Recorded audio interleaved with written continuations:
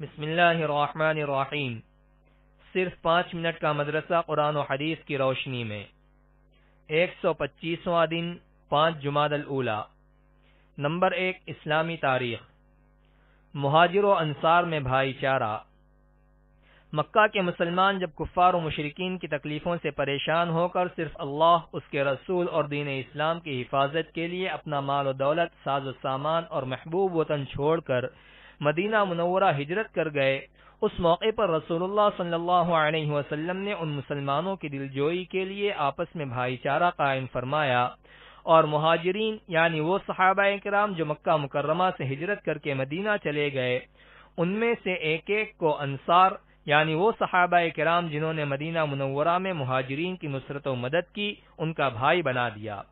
انصار نے اپنے مہاجر بھائی کے تعاون اور عزت و احترام میں بڑھ چڑھ کر حصہ لیا اور ان کے ساتھ ہمدردی و محبت، ایثار و قربانی اور مہربانی و حسن سلوک کی ایسی بہترین مثال پیش کی کہ آج تک پوری دنیا مل کر اس جیسی مثال پیش نہیں کر سکی۔ مال و دولت، زمین و باغات، بلکہ ہر چیز میں ان کو شریک کر لیا، مگر مہاجرین نے بھی انصاری بھائیوں کا ہر معاملے میں ساتھ دیا اور اپنی روزی کا بذات خود انتظام کرنے کے لیے تجارت وغیرہ کا پیشہ بھی اختیار کیا۔ بہرحال یہ رشتہ مواخات اسلامی تاریخ میں اتحاد و اتفاق اور قومی یکجہتی کی ایک ایسی مثال تھی جس نے نسل و رنگ، وطن و ملک اور تہذیب و تمدن کے سارے امتیاز کو عملی طور پر ختم کر ڈالا۔ نمبر 2، اللہ کی قدرت۔ پرندوں کی پرورش۔ چمگادڑ کے علاوہ تمام پرندے انڈے دیتے ہیں، وہ ان پر بیٹھ کر حرارت و گرمی پہنچاتے ہیں، پھر کچھ دنوں کے بعد ان انڈوں سے بچے نکل آتے ہیں۔ ان چوزوں کی غذا کے لیے اللہ تعالی نے بے شمار کیڑے مکوڑے پیدا کر دیے جن کو پکڑ کر پرندے اپنے بچوں کے منہ میں ڈال دیتے ہیں۔ جب ان کے جسم میں پر نکلنے لگتے ہیں تو پرندے بڑی آسانی کے ساتھ خود بخود اڑنا سیکھ جاتے ہیں۔ آخر ان پرندوں کو انڈوں سے بچے نکالنے، پرورش کرنے اور اڑنے کا سلیقہ کون سکھاتا ہے؟ بے شک اللہ تعالی ہی نے اپنی قدرت سے ان کی پیدائش اور تربیت و پرورش کا انتظام فرمایا ہے۔ نمبر 3، ایک فرض کے بارے میں۔ نیکیوں کا حکم دینا اور برائیوں سے روکنا۔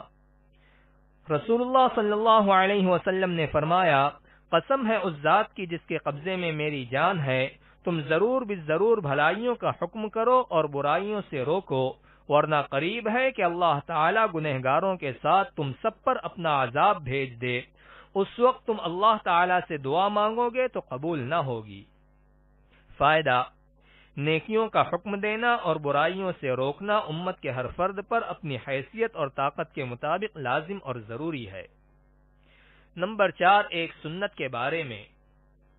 رکوع میں ہاتھوں کو گھٹنوں پر رکھنا۔ رسول اللہ صلی اللہ علیہ وسلم رکوع فرماتے تو اپنے ہاتھوں کو گھٹنوں پر رکھتے، ایسا لگتا تھا جیسے ان کو پکڑ رکھا ہو، اور دونوں ہاتھوں کو تھوڑا موڑ کر پہلوؤں سے الگ رکھتے تھے۔ نمبر 5، ایک اہم عمل کی فضیلت۔ عورت کے لیے چند اعمال۔ رسول اللہ صلی اللہ علیہ وسلم نے فرمایا، جب عورت 5 وقت کی نماز پڑھتی رہے اور اپنی عزت کی حفاظت کرتی رہے اور اپنے شوہر کی فرما برداری کرتی رہے تو وہ جنت کے جس دروازے سے چاہے داخل ہو جائے۔ نمبر 6، ایک گناہ کے بارے میں۔ انصاف نہ کرنے کا وبال۔ رسول اللہ صلی اللہ علیہ وسلم نے فرمایا، جو شخص میری امت کی کسی چھوٹی یا بڑی جماعت کا ذمہ دار بنے پھر ان کے درمیان عدل و انصاف نہ کرے تو اللہ تعالیٰ اس کے اوندھے منہ جہنم میں ڈال دے گا۔ نمبر 7، دنیا کے بارے میں۔ دنیا مومن کے لیے قید خانہ۔ رسول اللہ صلی اللہ علیہ وسلم نے فرمایا، دنیا مومن کے لیے قید خانہ ہے اور کافر کے لیے جنت ہے۔ فائدہ: شریعت کے احکام پر عمل کرنا، نفسانی خواہشوں کو چھوڑنا، اللہ اور اس کے رسول کے حکموں پر چلنا نفس کے لیے قید ہے، اور کافر اپنے نفس کی ہر خواہش کو پوری کرنے میں آزاد ہے، اس لیے گویا دنیا ہی اس کے لیے جنت کا درجہ رکھتی ہے۔ نمبر 8، آخرت کے بارے میں۔ جنت کے پھل اور درختوں کا سایہ۔ قرآن میں اللہ تعالی فرماتا ہے، متقیوں سے جس جنت کا وعدہ کیا گیا ہے اس کی کیفیت یہ ہے کہ اس کے نیچے نہریں جاری ہوں گی اور اس کا پھل اور سایہ ہمیشہ رہے گا۔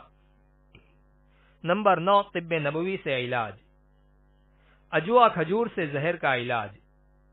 رسول اللہ صلی اللہ علیہ وسلم نے فرمایا اجوا جنت کا پھل ہے اور اس میں زہر سے شفا ہے. نمبر 10 قرآن کی نصیحت. قرآن میں اللہ تعالی فرماتا ہے اللہ تعالی عدل و انصاف، اچھا سلوک کرنے اور رشتہ داروں کی مالی مدد کرنے کا حکم دیتا ہے، نیز بے حیائی، ناپسندیدہ کاموں اور ظلم و زیادتی سے منع کرتا ہے. وہ تمہیں ایسی باتوں کی نصیحت کرتا ہے تاکہ تم ان کو یاد رکھو.